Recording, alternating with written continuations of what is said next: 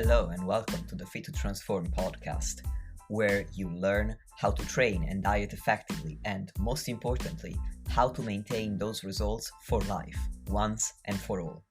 I'm Nikias Tomasiello, a transgender training and nutrition coach working online with anyone who's ready for a true lifestyle transformation, anywhere they may be in the world.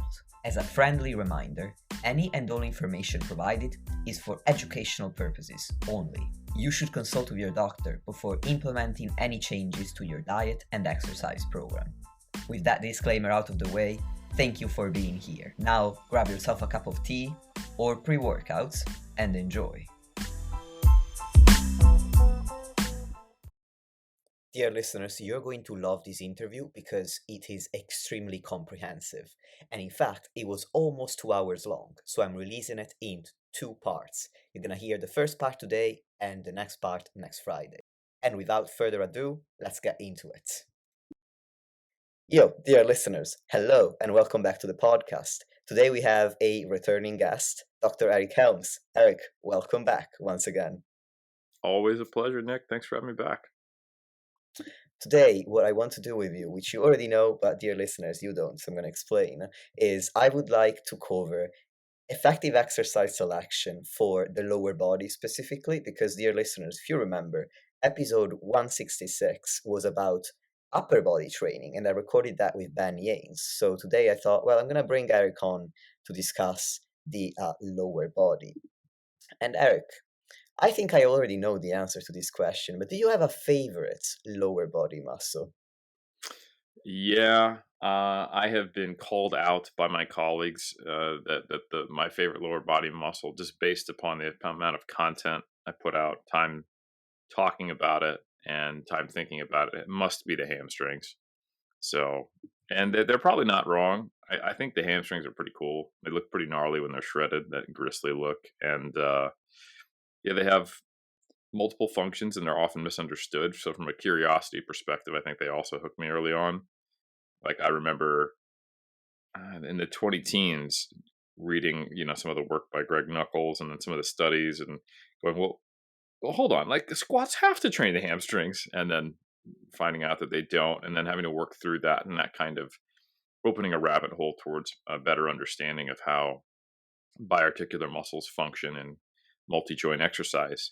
So yeah, I think both intellectually, aesthetically, as a bodybuilder, they've hooked me, and that's probably something that they're at the top. I'd say a close second though is the calves, because I had a masochistic mission of bringing them up that actually worked.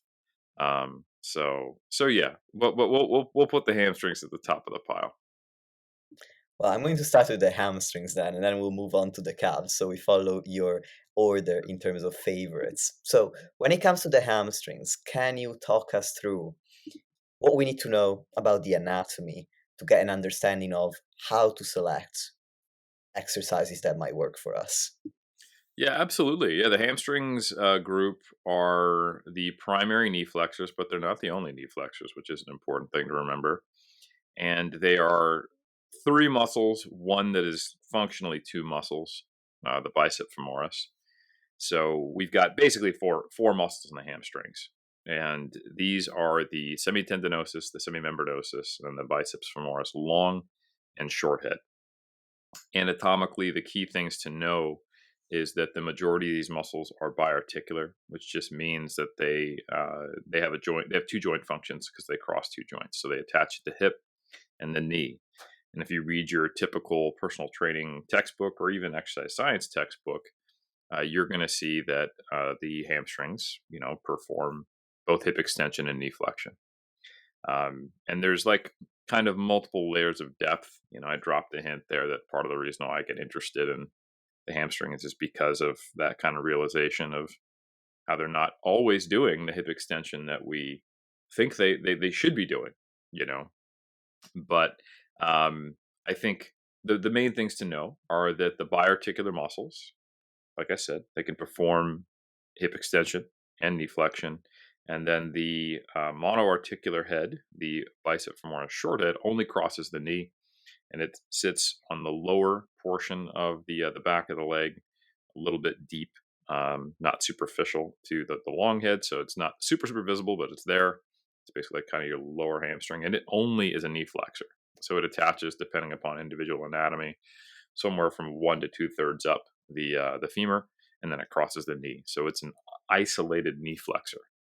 Um, so that's the anatomy of the hamstrings. And like I said, we primarily think of them as hip extensors, knee flexors, but there are other knee flexors out there. And yeah, that's why the kind of your typical exercises are like hinges and leg curls in the bodybuilding world. But yeah, that's the most relevant anatomy, and that's kind of the surface level anatomy, if you will. Can we go a bit deeper then? Because I think a Always. lot of the audience will be aware, all right, we can do hamstring curls and we can do deadlift variations, but what's beyond this surface level information? Yeah. So I think the big one is, why is it that your typical table in a personal training textbook that says insertion, origin, and then, muscle functions doesn't tell the full picture? And this has to do with functional anatomy, which is kind of understanding anatomy when it hits the real world, you know, not when you just have a cadaver and you kind of move one limb at a time, or think about, in isolation, what a given muscle does. And if there was anything related to being a cheat code for understanding human movement, it's understanding that really, if you can just get a visual picture of the two places that a muscle attaches to your body, and you realize anytime it tries to contract concentrically, those 2 points are going to try to get close to each other, then you can actually reason your way through almost any function. If you also know that, regardless of the specifics, almost every prevailing motor movement theory, whichever one it is that the body is trying to be efficient within the constraints of the task, um, and that you ultimately can't choose to do one of the muscle functions of a given muscle or the joint actions. It's always trying to do everything that it does. If it is contracting, those 2 points are going to move closer to each other, and then it just has to do with, okay, where is the load and where are you in space? And if it's, attached at multiple joints, then where are you anchored? Is it a closed chain or open chain exercise, et cetera, et cetera, et cetera, right? So if we think about this, then we can not think of the hamstrings that are biarticular as knee flexors and or hip extensors, but they're always trying to bring those two joints closer to each other, right? So if I'm going to do a squat, a leg press, a hack squat, a lunge, anything that involves simultaneous knee extension and hip extension, then we have to think, okay, that's going to be on paper quads, glutes, hams. But in reality, we have to think about, well, hold on. The quads are doing knee extension, and the hamstrings, based upon what Eric just said, theoretically can do hip extension, but they can't choose to do hip extension without knee flexion. So the knee flexion action of the hamstrings is in direct opposition to what the quads are trying to do, extend the knee. So the most efficient motor pattern would be to primarily use the glutes and the quads so that you're not getting a counteracting movement from the hamstring that is actually offsetting the force produced by the quads.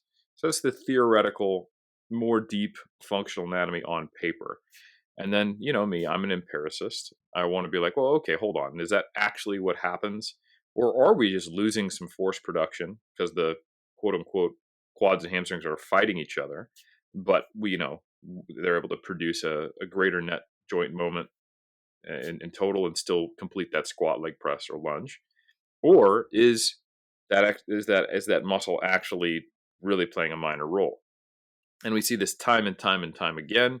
I think if you were to count every single study out there that looked at hamstrings hypertrophy and looked at some variation of a leg press, squat, or something like that, you're close to like 10 studies.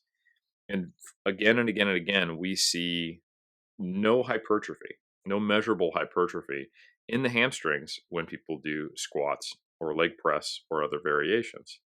So the proof is in the proverbial pudding. And we also see this indirectly. You see very low surface EMG values, which isn't a proxy for hypertrophy, but it tells you whether the muscle is on. And basically, it's on a little bit, but it's probably just acting as a stabilizer. So the body is preferentially using your glutes and your quads to do squatting movements, and that includes leg press, etc. So that's really useful to know. That means that if you want to target the biarticular hamstrings, you have to do things that bias them a little more rather than just thinking about that joint action on paper. So things like hinges, where there's minimal knee extension, are typically one of the compound movements that you can do. Your RDL, your deadlift, etc., and back extension. There's robust data showing that does indeed grow the biarticular hamstrings. However, because the short head of the biceps femoris is monoarticular and only crosses the knee, you do have to isolate it. So kind of that next layer of depth, and there is still deeper to go, Nick, which is why we have a whole podcast to talk about it, is that you need to do isolation and multi-joint movements, most likely, to get the most out of your hamstrings. And you could make a justifiable argument, well, why wouldn't I just do knee flexion exercise if the biarticular muscles do that as well as the monoarticular one? And then it's just a question of efficiency. Like you also want to train your lower back. You probably also want to train your glutes. And there are some unique responses when we look at the data on hamstring actual training studies as far as which muscles of the hamstring complex grow in response to different exercises, which is pretty cool. But ultimately, if you want to make sure that you got your bases covered, a hinge and a leg curl, you're probably good to go. And then there is, optimization from there when we layer on elements like, well, how do I train these muscles at a longer muscle length? And then what is the trade-off if I decide to do that? And how does that affect other muscles that are knee flexors, but not necessarily part of the hamstrings group? Yeah, that makes sense. So I have some questions on specific exercises. Sure. So let's start with the hamstring curl in particular. What difference is there, if there is any, between the hamstring curl done lying down and the hamstring curl done sitting? So seated hamstring versus prone. Great question. So biarticular muscles are the most ripe for being able to be stretched and benefit from being trained at a longer muscle length because you can alter the joint position at one joint and then perform the same exercise. So even if you do the same range of motion, like if you used a goniometer and just looked at the knee to see how many degrees of knee flexion occurred in a lying leg curl or a seated leg curl, we've seen time and time again now, there's actually a few different studies and even using MRI, very high quality studies done out of Japan. Shout out to Sumiaki Mao, Professor Mao out of Ritsumeikan University. That the seated leg curl produces notable growth overall in the hamstring to a greater degree than a lying leg curl. And this is just because you're in that kind of sit and reach position. So because you're in hip flexion, you're sitting up, it pre-stretches the hamstring. So even though you're training the same range of motion as a lying leg curl, that seated leg curl seems to produce more growth in the majority of the biarticular hamstring muscles. So that's pretty cool. If you look at the various studies that have compared this, when you see a seated leg curl compared to a lying leg curl, you're looking at sometimes like double the growth in the biceps femoris long head on the low end. And then you're looking at, like slightly more growth in the semitendinosus and, again, double to even more the growth in the semimembranosus. So those biarticular muscles are particularly better stimulated from being in that seated leg curl position. And the overall growth in the hamstring is also larger when you kind of start summing those individual muscle groups together, which is pretty cool. So seated hamstring curls, if you're actually looking for targeting the knee flex on the back of your leg, the biarticular ones, is very effective. And if you look at the biceps femoris short head, it doesn't make a difference because the position of your hip does not change the length of the biceps femoris short head because, again, it only crosses the knee. So that is just kind of one of those things to remember, is that monoarticular muscles that only cross one joint, uh, the only way to train them at different muscle lengths is by manipulating that single joint position. Yeah, that makes sense. And how does the Nordic curl fit into the picture? Is it a hinge? Is it more of an isolation movement? What does that train in terms of the hamstring complex? Yeah, I think the way to think of the Nordic curl is that it is a different resistance profile, but functionally the same as the lying leg curl when done as intended. So if you can visualize, and of course it's more eccentric dominant because it's just so demanding. So if you can envision a Nordic curl where you're, starting at the top, someone's holding your ankles, and then you fall forward or control lower yourself down. Let's assume you're really, really strong. You have your hands behind your back, you touch your nose, straight body, you come back up. Incredibly hard. Most people can't do it. Most of the time, what you're doing is a eccentric under control, and then you're pushing yourself back up explosively to get some assistance on the concentric, and you keep doing these until you can't exert eccentric control. Now, when I say that this is functionally the same as a lying leg curl, outside of that uh, strong emphasis on the eccentric, which is really only an emphasis on the eccentric because you are stronger eccentrically. Everyone on average is about 40% stronger on the eccentric. And when you're doing a whole body leg curl, it's incredibly challenging concentrically. So it's not that it's truly an eccentrically biased exercise. It's that it's at the limit of most people's strength, so they can only perform the eccentric under control. But if someone is strong enough, then they theoretically would not be an eccentrically biased exercise. They could use the concentric as the limiter. Okay, when I can't get back up, with my hands behind my back, I stop, and it's just like a really heavy lying leg curl. So the true difference, if we assume someone is really really strong, is simply the resistance profile. And if you can imagine, and this is the same principle as why a lateral raise is heaviest at the top because your arm is really far from your body.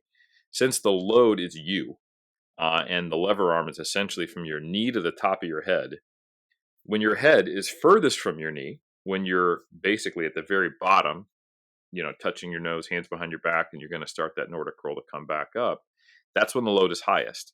And that is also when the hamstrings are at their longest. So this is like a lying leg curl, where it is really, really heavy at the earliest point in the lift. Now, when you think about the way machines are engineered, variable resistance training, which is what is just what is actually the category for all machine-based training, unless it's like plate loaded, then it's just based upon the pendulum. But most pin-loaded machines are what we call variable resistance, and they have a cam, and they're engineered to have a resistance profile that more or less matches where an individual joint and the muscles that enact on it are weak versus strong. So it gives you a more even resistance profile. But everybody's different, and engineering is not that straightforward, and you can't be done perfectly. And what the experience is for most pin loaded leg curls is that it's relatively easy at the start, and then it gets harder and harder as you get the lockout. So if you were to do lying leg curls or seated leg curls to failure, typically you can still get long muscle length partials, but you can't get it all the way up, or all the way to the point where your heel is going to get close to your butt, right? So they tend to be, not always, but most leg curl machines, lying or seated, tend to be hard at the quote unquote lockout or the end range, and then easy at the start.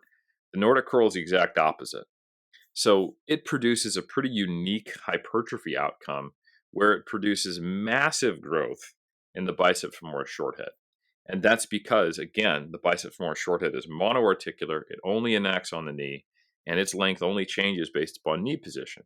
So if you have an exercise which is heavily loaded at the beginning of a leg curl, unlike the machine versions of this, it's going to put a unique, very high stimulus at the longest length that the bicep femoris short head can get to.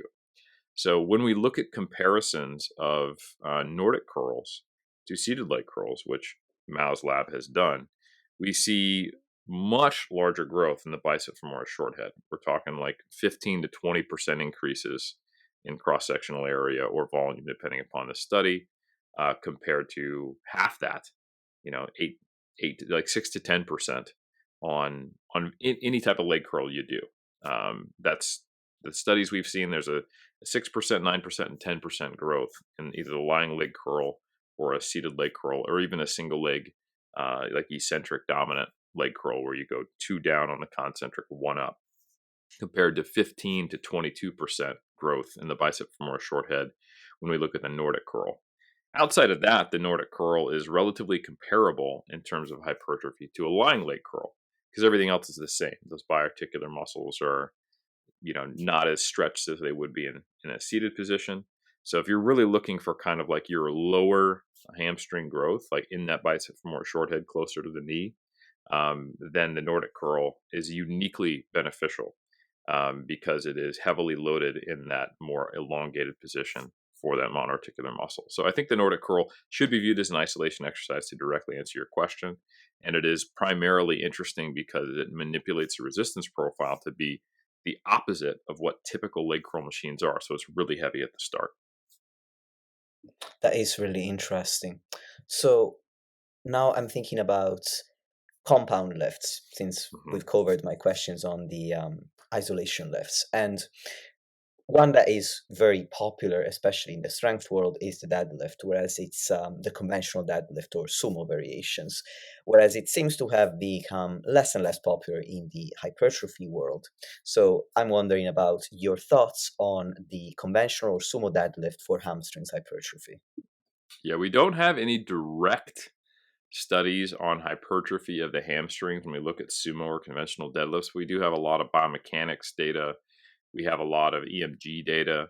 And then we have a fair amount of just good logical extrapolation and that we can take, and also observations of performance. So the deadlift is a really heavy overall full body compound lift. And I don't want, by talking about its specific weaknesses as a hamstring builder, to diminish the fact that if you had to go to the gym and you had 20 minutes before it closed and you could choose one exercise to do to get the most global hypertrophy out of your body, it would be on probably a top 5 list.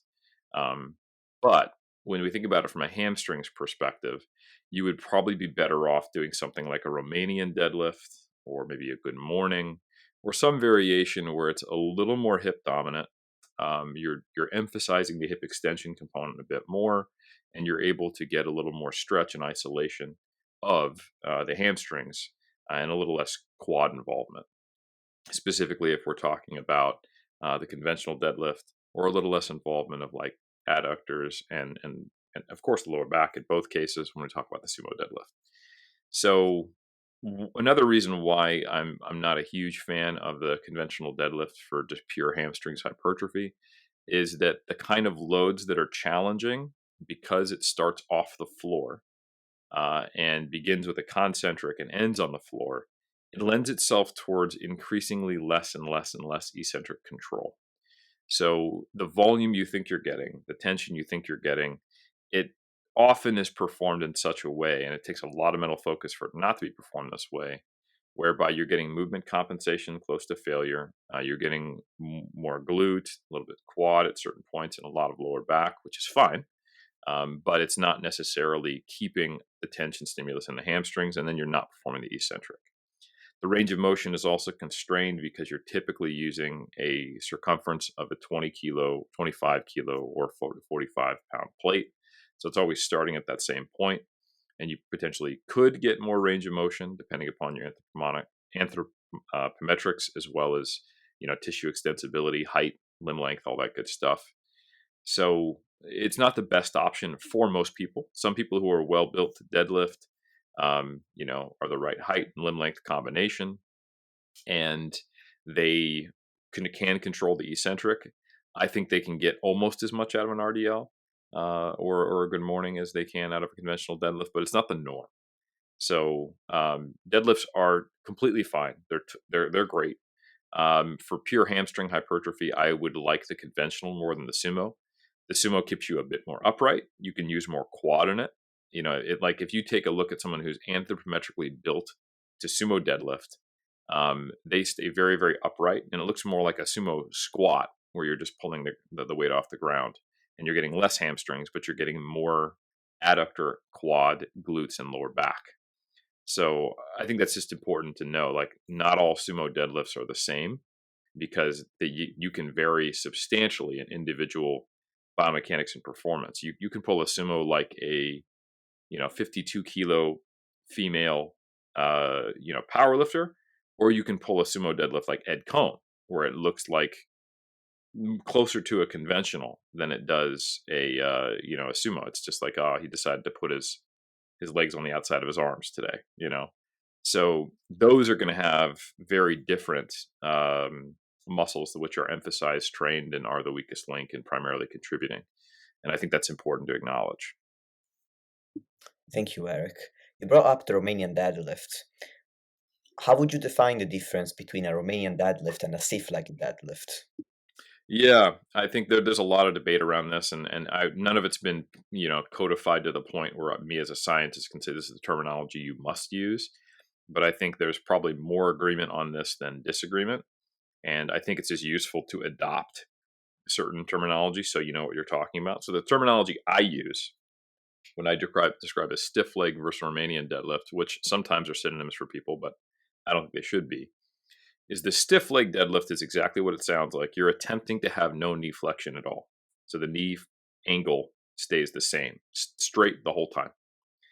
It starts generally, and I would advise that it start out of the rack versus off the floor, and rather than off the ground, because it's difficult to have a completely stiff leg deadlift off the ground and maintain position.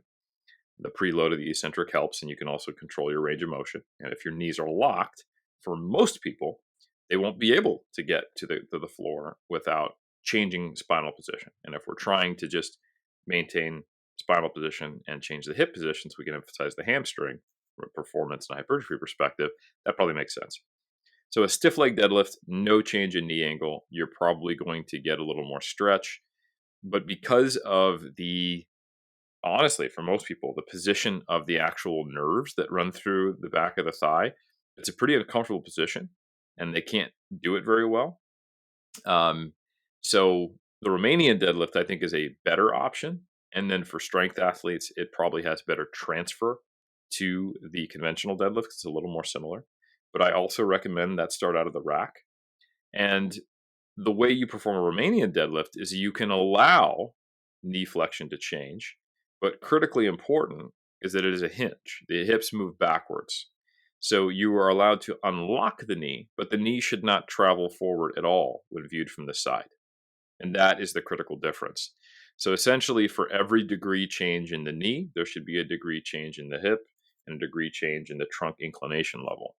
And if you get to your end range of motion when performing an RDL properly, or by this definition, I should say, to be a little more charitable, is that when you are only getting degree changes in one of those joints, you're done. That's where you stop. So your hips should be moving back, and it is best performed thinking about it almost like a standing hip thrust. It begins with you doing an eccentric hip thrust, hips back, back, back, back, back, back, back. You're coming forward as your hips go back, and your knees are unlocking and moving backward. Your weight is increasingly shifting into your heels. And this is very similar to like a standing hamstring stretch on a single leg. And you should be feeling an increasing stretch. So even though the knees are unlocking, the distance between your hip and your knee joint is increasing, right? So you're not compromising the stretch on the hamstring by bending the knee. And the major technical error that most people make is towards the bottom portion of an RDL. Their knees track forward a little bit, and they shorten the hamstring a little bit from the position it was in, just a few degrees higher than that, or earlier in the range of motion, if you will. Or they begin the range of motion by squatting a little bit. Their hips aren't traveling back, they're traveling down. So it's a little more of a hamstring dominant, but kind of weird, conventional, eccentric first RDL hybrid, which isn't what you want. So performed correctly, the bar pretty much just moves straight up and down. It stays very close to your shins, maybe even touches them. Most people can't touch the ground unless they are short and have long arms and have flexible hamstrings if they're performing it correctly. And if that's the case, just load 25s, not the full circumference Olympic plates, but you could load 25s or 10s, but your standard kind of plates that have a smaller circumference and diameter, so you can get that range, or you can stand on a block. So the RDL is my preferred hamstring exercise, along with the good morning, because it allows people of various degrees of flexibility, and without like really stretching the crap out of the nerves in the back of your leg and having that be the limiting factor rather than the actual change in muscle length.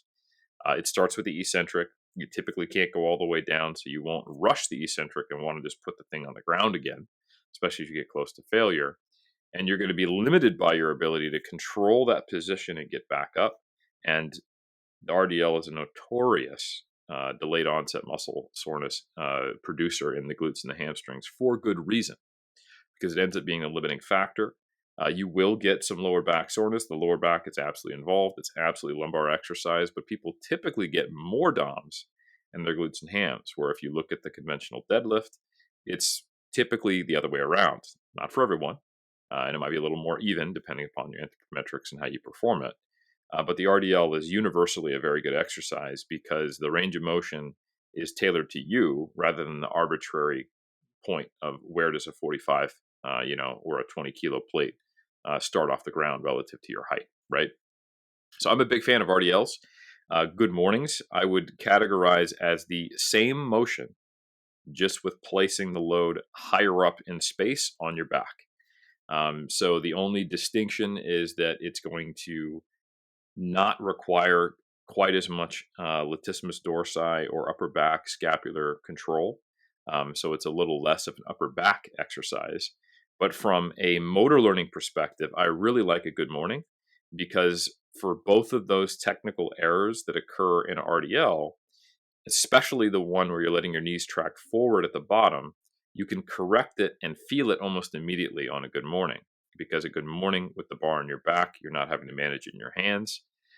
You can feel once you start to squat it a little bit easier, and you won't round your back. So you'll find out some other way of doing a movement compensation in a good morning. Because the good morning, as soon as you round your back, you can start to feel it roll up your back, and it feels unsafe. If you round your back on RDL, it's still in your hands, you're fine. So good morning, even if you don't like it, which a lot of people don't, it's a really good teaching tool.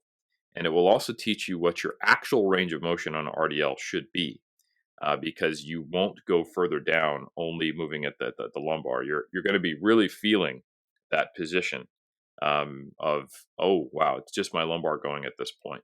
So you can still squat a good morning. Squat mornings are a common compensation. But if you're struggling with the letting the knees track forward or keeping the right position or not feeling just a whole lot of lumbar on RDL, a good morning is an excellent teaching tool. Some of the other teaching tools I like to use are actually blocking the knees. So performing like a good morning or an RDL with a dowel, just learn the movement with a bench actually in front of the knees. You can't let your knees track forward, or you get immediate feedback if you do, but that's more of an aside. So anyway, RDLs and good mornings I think are great. And when we look at the literature, there is a little bit finally on RDLs in terms of the hypertrophy they produce. There's only been a few studies recently coming out on this. And they don't seem to produce as much hypertrophy in the semitendinosus or the bicep femoris long head compared to your leg curl variations, but they are pretty solid from a semimembranosus perspective. So when you kind of look at just the hamstrings on paper, you're like, oh, these are, they're better than a lying leg curl, but they seem just across the board worse than a seated leg curl. So why would I ever do them? And it's like, hold on. A seated leg curl does not train your glutes, and it does not train your lower back, and it does not train your upper back. So I think the RDLs are still quite good, and probably should be included. And I would expect similar outcomes to come from, a conventional deadlift on certain people if they control the eccentric, and a good morning especially. What I'm hearing you say is that since these exercises all seem to cover different parts of the hamstring complex to a different degree, having a combination of them over time, not necessarily all at the same time, and cycling through different variations will greatly benefit hamstrings hypertrophy.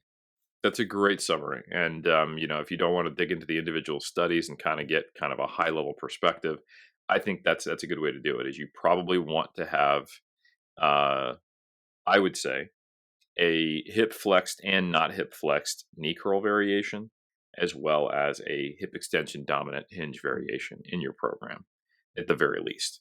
And one of the interesting things that you get when you do dig into the research is you see that the muscles of the hamstring complex don't always do exactly what you'd expect from functional anatomy. And I don't necessarily know why. It could just be joint position and motor learning strategies, but the semitendinosus uniquely, even though it's biarticular, it seems to grow really well from any type of leg curl, even though it would be more stretched in a seated leg curl. Like if you look at the seated leg curl and eccentric seated leg curl research by Dr. Mao, it does have marginally better total hypertrophy, like in the over 20% increases.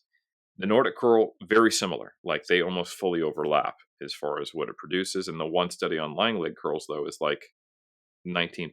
So it's much less of a disparity than when you look at the bicep femoris long head and the semimembranosus, which do way better on seated leg curls compared to either Nordics or lying leg curls. So semitendinosus seems to be just favored among the biarticular muscles as a knee flexor, but it also grows just fine when you look at hip extension exercises. So if you look at there's a study on single leg 45-degree hip extension, and it grows really well out of that as well, 15% compared to like 8 to 12% in the other hamstring muscles.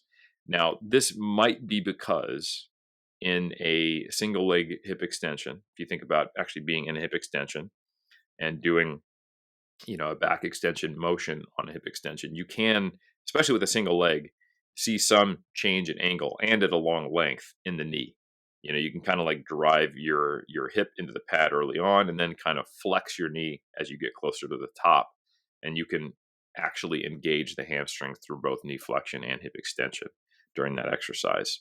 So that's not something you're going to get out of an RDL, which might be why you see a lot less semitendinosus growth in the one study we have on RDLs.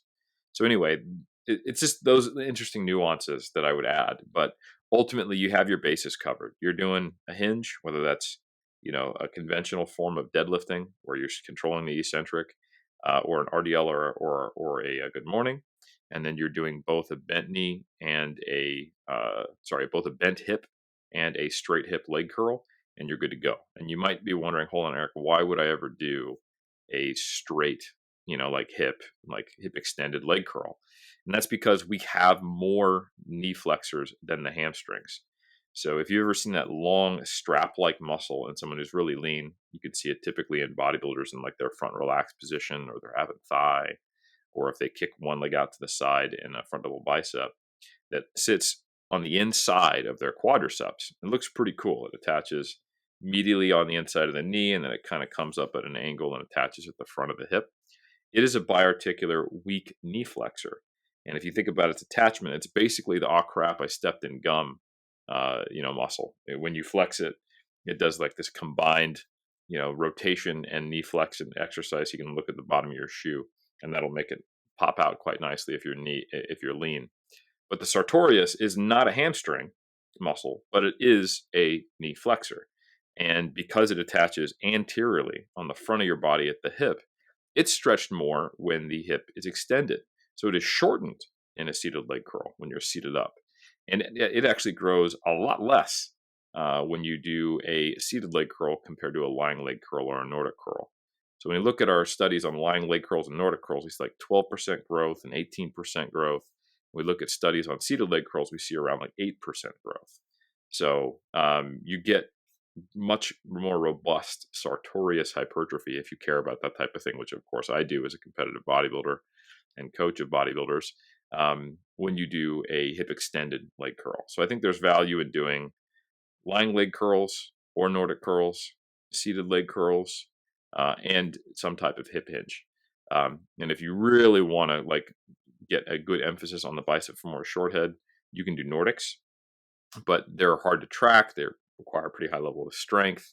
They tend to make you pretty sore. You need a partner, or at least a setup where you can anchor your heels and have a nice pad on your knees. And you need to know how to control the eccentric. So I find that the juice isn't worth the squeeze for a lot of people. I use Nordics more when I'm traveling and don't have access to gym equipment. You could just do length and partial lying leg curls, if you wanted to try to get a similar stimulus, because they're so easy in that initial position. You could load it heavier and then just focus on that length and range. And I suspect, although we don't have direct data on it, that those lying leg curls and leg curls in general would be a good candidate for length and partials, kind of similarly to calf raises, which are very hard at the top and very easy at the bottom, or easier at the bottom, which have consistently shown that the calves respond well to length and partials, even compared to full range of motion. So that's obviously another rabbit hole we could or could not go down, but that probably covers the hamstrings. I would suspect. One comment that I often hear is that when you bring your feet further away from you when you're doing a hip thrust, you're going to feel your hamstrings more. If you bring them closer to you, if you bring your feet closer to you, you're going to feel the quads more. If you have the heel basically right beneath the knee, you're going to feel the glutes the most. You've not even brought up the hip thrust. So what do you think about it in the context of hamstring hypertrophy? Yeah, good question. I think the hip thrust is generally not a great hamstrings exercise. Um, it like there's one study that compared squats to hip thrusts by Plotkin and colleagues, and we already established that squats don't produce hamstrings hypertrophy, and there wasn't much of a difference between squats and hip thrusts. It just generally tells you they're not a great exercise, because there is some knee extension going on during a hip thrust. You are focusing so much on the glutes and the hip extension portion, and you're also in a position where even if your feet are forward a bit, you are flexing the knee throughout. Even at the top, you're losing about half the range of motion, or half the elongation you could get in the hamstring, because your knees are bent, right? So I would say, in a category of not being a great hamstring exercise, period, you can manipulate the hip thrust a little bit. It does produce, I would say, more notable quad growth as an exercise generally, regardless of foot position, than it does hip position. Because to get into this deepest portion of a hip thrust, lowering your hips all the way when your knees are starting bent, you can look at how much rotation about the knee is occurring, and there is a fair amount, but not that much, but enough to actually produce some quadriceps hypertrophy, and then a minimal amount of hamstring growth. So yeah, if you think about what you're saying, it perfectly makes sense from a perspective of the more shortened a muscle is, the less stimulus for growth there's going to be. It's the same reason why the gastrocnemius, the bigger, more superficial muscle of the calf, doesn't grow very well from seated calf raises at all, because it is your knees bent, shortening the gastroc. In a hip thrust, your knees are bent, shortening the hamstring a lot. So even if you kick your feet out a little bit, it's still pretty well shortened, but that would bring the hamstrings in a little bit more. But we're talking about going from like really bad to bad as far as a stimulus for the hamstrings. Thank you for the opportunity for a segue, Eric, because now we can shift into talking about calf training. Let's do it. And I have a feeling that might be the last muscle we cover instead of me having the time for all of them. So I might have to bring you on for a part 2 on this topic. You know what? I'm going to give you the quick hit on the quads, because I think this is actually pretty easy to do. Now that I've introduced the Okay. concept of biarticular muscles, we know the quads, they have one biarticular muscle, and that's the rectus femoris. And it does exactly what it sounds like. It erects the femur, which means it's also a hip flexor in addition to a knee extensor. The vasti muscle group, vastus medialis, intermedius, and lateralis, they are monoarticular. They only perform knee extension, right? So they grow really well from squats, leg press.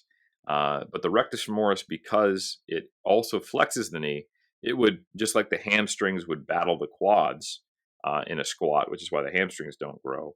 The rectus femoris would be battling the glutes, because it can't choose to only do knee extension. It is also trying to do hip flexion while your glutes are trying to extend the hip, right? So the rectus femoris and the hamstrings, repeatedly in those same studies that I mentioned earlier, don't grow in response to leg press and squats. They just don't change. But when you do isolated work, the more isolated, the better. So leg extensions showing the most notable growth, and leg extensions where you put the seat all the way back and lean back. Shout out to Larson's group out of Norway. Grow it even more because you are not in as much hip flexion, shortening the rectus femoris. So if you can do something like a sissy squat where you're in hip extension, or you can do a lying back leg extension, or if you can do a rear foot elevated Bulgarian in the back leg, and you're actually actively leg extending into the pad while you're also using your front leg to get up, these are probably the best exercises for the rectus femoris. And the data we have indicates, we don't have a ton amount of it. We know, like, basically multi-joint lower body squat patterns, whether they are leg press or squats, don't train the rectus femoris effectively at all. Leg extensions do. And then leg extensions where you can get the muscle at a longer length, grow it even more. So you got to isolate the rectus femoris, and then any type of squat seems to be better for the quads. And you want to get a decent range of motion. You don't need to bottom out, but you do generally see greater vasti growth on squats and leg press, done at least to kind of around parallel, than you do on a leg extension. And when you think about the amount of knee flexion angle change on a leg extension, it's less than a half squat, right? So it's great for isolating, but it's not great from a muscle length perspective, just because you can only get your knee so far back with the pad. So squats and leg press are great for the vasti group. Rectus femoris needs some type of isolation. And then in both cases, get them to a longer length, but nothing crazy on squats and leg press. And you'll get, the best out of the quads that you can. And that's really all you need out of those two. So quads covered, into calves, time efficiency. We're doing it, Nick. We're doing antagonist paired sets on topics. The calves. Yes. Yep. The triceps surae, if you want to sound really, really smart, and you want to use a obscure anatomical reference, and that refers to the medial and the lateral gastroc, as well as the soleus, which sits underneath it. The gastroc is biarticular. It is technically a weak knee flexor. So if you were to ever superset leg curls and calf raises, you might notice that your calf raise is weaker after that, even though they feel like very different movements. Some people can feel their gastroc on leg curls. But the gastroc, it is primarily a plantar flexor, does the action of a calf raise, but it is, like I said, a weak knee flexor. The soleus, however, it attaches below the knee, so it just attaches high on the tibia. It is a pure plantar flexor. Traditional bodybuilding lore is that if you want to grow the soleus most effectively, you got to take the gastrocnemius out of it by shortening it and inhibiting it, which you can do by doing a seated calf raise. But it doesn't do what it's proposed to do of actually getting you greater soleus growth, because the soleus don't care. It is a monoarticular muscle, doesn't care about knee position, quote unquote care. It is going to be active on any time you're doing plantar flexion. And as of this month, we now have 3 studies that show that to be the case. There's a study by Burke, a study by Kinoshita, and now a study by Cassiano. In every single case, we see non-significant differences between the seated and the standing calf raise group in terms of soleus hypertrophy, with noticeably better moderate to very large effect sizes growth in the gastrocnemius when you do standing. So bodybuilders are right. You can inhibit the gastroc by doing a seated calf raise, but you're not getting anything more out of the soleus, or at least nothing that is worth doing. From a time efficiency perspective, you'd just be better off doing another set of standing, and you'd make up for whatever minor theoretical potential benefit you get from doing a seated on the soleus. Plus, the soleus just doesn't grow that much. It's a long, kind of flat muscle. I don't think it has much of a visual impact, and it sits underneath the gastroc, so at best it just pushes it out in a very small amount. So even if you could trade 10% less soleus growth for 60 to 70% more gastroc growth, it would be worth it every time, and you would just want to do more sets. I have not done a seated calf raise intentionally unless it's just not available, or I don't want to load my shoulders or something like that, or I feel like sitting down and playing on Instagram while I do calf raises, which I don't do. That's a joke. In a long time. Anytime I'm actually training calves on my own, it's always some variation of straight leg. And that is pretty much all you got to do. It's a very uncomplicated muscle to train. I say the most important thing, though, is actively trying to flex your quads to keep your knees straight, going all the way down to the bottom. And I actually like people to take a 1 to 2 second pause at the bottom of their calf raises, just because that really, really long Achilles tendon can store a lot of energy, and it will contribute the most at the bottom portion of a calf and kind of can cheat you up, especially if you're bouncing, to where you're not getting as much active tension production and stretch on the gastroc itself. You'll get more length change in the tendon when you do these short amplitude bouncy reps. But if you can actually sit and pause at the bottom, if you kind of understand Hook's model of muscle tendon unit compliance, if you pause for a moment, you'll get more length change in the muscle, which should put more tension into the actual mechanotransductors and stimulating complexes like titin that sit within the sarcomere and get that to a longer length. So that sounded fancy and reductionist and mechanistic, but ultimately all I'm saying is if you pause at the bottom of a calf raise, you're going to get more length change in the gastroc and the soleus, which should stimulate more growth. You might lower your loads, but who cares? Unless they put a calf raise in powerlifting as the fourth movement, which I do advocate for, but I don't think it's going to get past the next IPF technical meeting. Probably not something you need to worry about. What you want is a really good calf stimulus. So lock the knee all the way down, pause in the bottom. You should be getting deeper and deeper on at least the 4 or 5 first reps of a calf raise set, and then come back up. Even emphasizing the bottom, I think partials are the most effective thing you can do on calf raises, whether you want to do full range and then only finish with partials, or just do half reps from basically full dorsiflexion up to neutral. And that's just the way you perform calf raises. Pause at the bottom. I've seen tremendous calf gains in the last 3 or 4 years from doing that, as well as just actively stretching them. So I think out of all of the muscle groups where length and partial, length and bias training at long muscle lengths has been popularized, both theoretically, mechanistically, and from the actual studies we have, time and time again, it seems to be most effective in the calves, and we have the most robust data where length and partials even beat out full range of motion training in more than one study.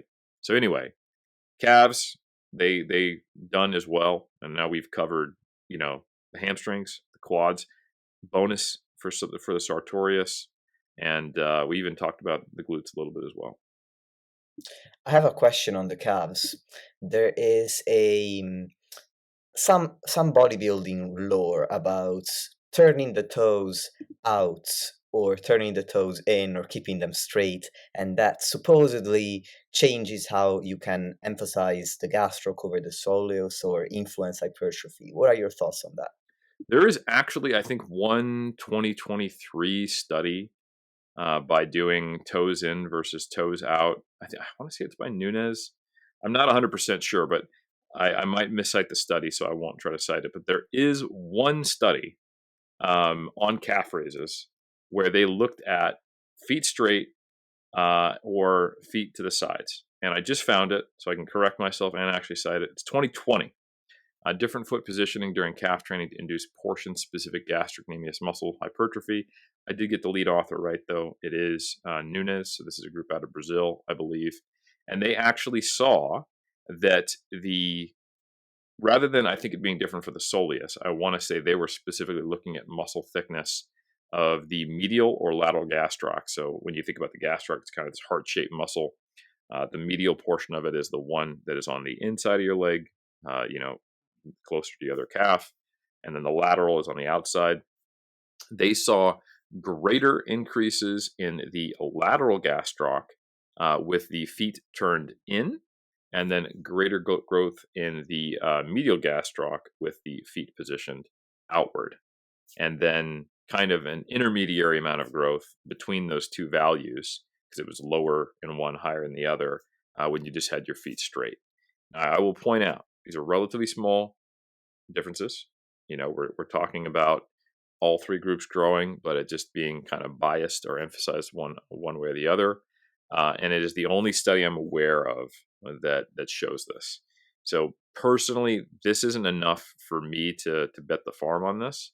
But I think it would be a viable and potentially evidence based.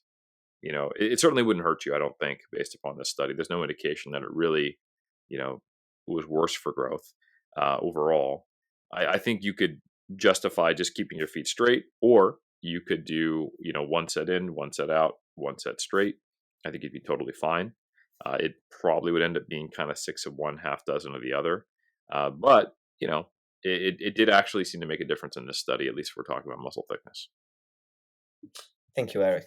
Final question, and then we'll leave the glutes for another time because they are a very popular muscle group. I want to They give them the are. attention they deserve. They deserve So it. this question is actually about the quads, and we talked about the importance of isolating the quads, especially for growth in the rectus femoris. Now, I'm wondering about your thoughts between the differences between a standard leg extension machine and a sissy squat or reverse Nordic curl type movement, and potential pros and cons for people to consider. Yeah, I really do think, like the Nordic curl, I would anticipate that you would get probably better rectus femoris growth doing a sissy squat with a full range of motion, so long as you're able to stabilize yourself, or a reverse Nordic. But I think from a logistical and practical standpoint, just like the Nordics, for the same issues, like they require so much strength in that bottom position, a reverse Nordic is really, really hard and requires a lot of knee flexibility, or I should say, it can be quite discomforting in the knee to be in that position, where you're on your heels, or you're on the flat top of your feet like your laces, and you bend all the way back over your body. I think there's a lot of people, whether they just their body dimensions, prior injury history, age, strength levels, or just their body dimensions, if they're a large person, where a reverse Nordic is really, really challenging. However, there are easy ways to set this up, easier than kind of modifying a Nordic. You can go up to a cable machine, right? You can put a yoga mat down. You can sit on that in, like, knees down position, and you can use it like an assisted pull up or an assisted dip style. And you can do less or more weight, so that as you come back, you don't have to unload your whole body. And even if you're strong enough to do a reverse Nordic, this can be really helpful just to kind of do warm up sets to get into the joint range, relatively aggressive joint range of position. And if you don't have access to a cable stack, you can do it with bands. And the bands are nice from a warm perspective, not great from a hypertrophy perspective, because the deeper you get, the more they assist you because the tension is increasing on the band. So it's nice from a perspective of the more quote unquote aggressive joint position you're getting into, the more assistance the bands are giving you. And that can be a great place to start. So you can do reverse Nordics that are assisted in a much more easier way. You don't need a partner. So in some ways they're better than a Nordic, but they still are a pretty extreme position, and they're hard to track progress on. Sissy squats, I think, are a lower barrier to entry, but they're less stable. But once you get good at them, they, like, people get uberly focused on stability right now, especially in kind of like the TikTok biomechanics worlds. And they act like it is a fixed value for an exercise that never changes. But if you look at like acrobats or high level athletes in certain sports, they can produce tremendous amounts of force in very, what would be technically unstable positions, because they're good at the movement, right? And when we look at the meta analysis that we have comparing machines to free weights, we don't see a difference in actual hypertrophy adaptations, comparing things like leg press to squats, bench press to chest press. And if all degrees of more stability were just better, then we would see a difference. But that's not what we see. So there, you require a sufficient amount of stability to produce force, and therefore high tension, and therefore hypertrophy. But not only can you develop more stability over time with practice with a given movement, but sufficient stability is also a relatively low bar generally. That is something below, your standard bilateral free weight movement or lunge compared to isolation. So I would say that sissy squats may start as something that is insufficiently stable. You see somebody wobbling around, they can't do it, but they very quickly can get quite stable. And you can also do assisted variations of this as well. The late great John Meadows, he had a variation where you take like either cables or you take the TRX machine, and you can kind of position yourself so that you're already at the bottom of the sissy and the load is offset at an angle, and you can kind of rock back and forth pushing yourself, so you finish the sissy squat when you're with your body about at a 45-degree angle to the ground instead of straight up, so you don't have to come all the way down until you're on your toes, your knees touch the ground, and your head is all the way behind your body, and with a straight position from head to knee. Like that's a true sissy squat, is where you're finishing with knee touching the ground. Basically, you got 2 points of contact with the ground, knee and toe, and your body is straight. And you stand up under your own volition, and you just have your one hand out to the side to stabilize yourself, or you're holding a dowel. Those are great, but you have to develop the skill and stability and strength to do it. And the assisted version, I think, is quite good, where you have like the TRX.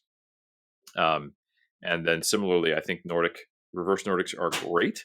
They're just like a normal Nordic. They are increasingly loaded, and the deeper you get when you stretch the quad more, just like the Nordics stretch the hamstring more at the bottom, but very difficult, requires strength and flexibility that most people don't have. So unloading it with cable assistance or band assistance is another great opportunity to find a way to perform them when you don't have those levels. But progressive overload is a little hard to track. So in most cases, I just recommend do a leg extension and just put the seat all the way back. And unless you're super tall like me, that'll get you a pretty open hip position, and you'll be able to get a good stretch on the rectus femoris. Brilliant. Thank you, Eric. I appreciate you giving me an extra 12 minutes or so, and also just coming back on the podcast. Always, man. And hey, if you want to talk about glutes right now, if it wouldn't keep you up so late, we would talk about it. But I could give you the lowdown. You would have the time for that? I would. You heard it, folks.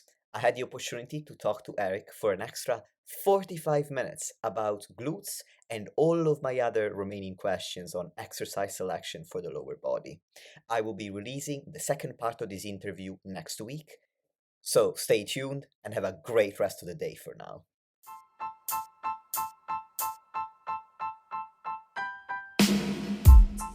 Lastly, if you want to support the podcast and help me reach more people, please leave a 5-star rating or review on any podcast platform that you're using. Thank you very much for listening, and I'll speak to you soon.